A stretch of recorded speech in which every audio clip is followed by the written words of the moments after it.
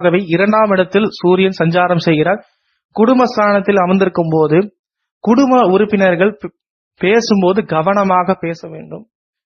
அதே நேரத்தில் சூரிய பகவான் சில காரணத்தினால முரண்பாடு செய்தாலும் நீங்கள் மன அமைதியின்மை, பொதுவாக ஆடி மாதம் ரிஷபராசி 2ஆம் இடத்தில் அமர்ந்திருக்கார். குடும்பஸ்தானத்தில் அமர்ந்திருக்கும் போது சிறு சிறு ஃபேமிலியில கருத்து வேறுபாடுகள் இருக்கும்.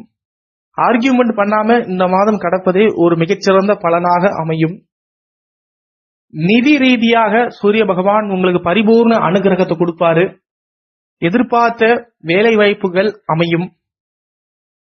வேலையில் இருப்பவர்களுக்கு இந்த மாதம் சற்று பணிச்சுமை இருந்தாலும் உதவக்கூடிய ஆட்கள் உங்களுக்கு இருப்பார்கள்.